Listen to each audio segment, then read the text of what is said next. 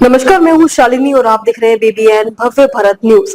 चलिए शुरू करते हैं आज की मुख्य खबरें। मौलाना मदनी ने मोहन भागवत के सुझाव का किया समर्थन, कहा काशी और मथुरा पर बातचीत के लिए तैयार। जमीयत उलमा ए हिंद के अध्यक्ष मौलाना महमूद मदनी ने शुक्रवार को मुस्लिम समुदायों और RSS के बीच बातचीत का समर्थन किया और संवेदनशील धार्मिक मुद्दों पर संघ प्रमुख मोहन भागवत द्वारा हाल ही में की गई टिप्पणियों का स्वागत किया। एक साक्षात्कार में मदनी ने कहा कि बहुत सारे किंतु परंतु हैं। मेरे संगठन ने एक प्रस्ताव पारित किया है, एक की बातचीत होनी चाहिए। जमीयत उलमाए हिंद के अध्यक्ष मौलाना महमूद मदनी ने शुक्रवार को मुस्लिम समुदायों और RSS के बीच बातचीत का समर्थन किया और संवेदनशील धार्मिक मुद्दों पर संघ प्रमुख मोहन भागवत द्वारा हाल ही में की गई टिप्पणियों का स्वागत किया। हम बातचीत के सभी प्रयासों का समर्थन करेंगे। मदनी के एक साक्षात्कार में मदनी ने कहा कि बहुत सारे किंतु परंतु हैं। मेरे संगठन ने एक प्रस्ताव पारित किया है कि बातचीत होनी चाहिए। मतभेद हैं, लेकिन हमें उन्हें कम करने की जरूरत। हम बातचीत के सभी प्रयासों का समर्थन करेंगे।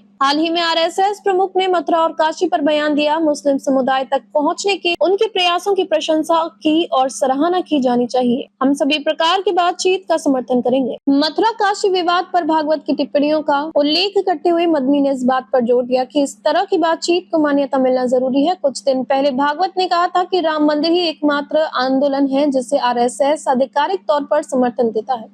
हालांकि सदस्यों को हिंदू होने के नाते काशी और मथुरा के आंदोलनों को समर्थन करने की अनुमति है।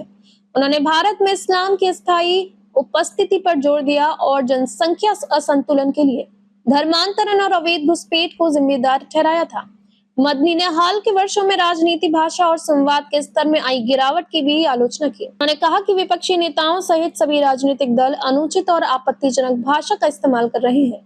उन्होंने पहलगाम आतंकी हमले की साजिश को नाकाम करने के लिए देश के नागरिक समाज को भी श्रेय दिया और कहा कि अगर ये घटना किसी और देश में हुई होती तो बहुत अराजकता फैल जाती। मदनी ने कहा कि वह भारत में मुस्लिम समुदाय के नरसंहार को लेकर विदेशी नैरेटिव पर विश्वास नहीं रखता। खासकर भारत के बाहर अक्सर यह चर्चा होती है कि मुसलमानों को नरसंहार होगा। ये बात मुझे व्यक्तिगत रूप से भी कही जाती है, लेकिन मैं इस पर विश्वास करने को तैयार नहीं हूँ। पहलगाम में आतंकियों ने जो किया उसके बाद मुस्लिम समुदायों के खिलाफ बहुत कुछ किया जा सकता। कम से कम कुछ अशांति हो जाती, कम से कम कुछ अशांति तो हो सकती थी, लेकिन ऐसा कुछ नहीं हुआ। अवैध घुसपैठियों के खिलाफ चल रहे निष्कासन अभियानों का समर्थन करते हुए मदनी ने जोर देकर कहा कि किसी भी विदेशी या बांग्लादेशी नागरिक को भारत में नहीं रहना चाहिए।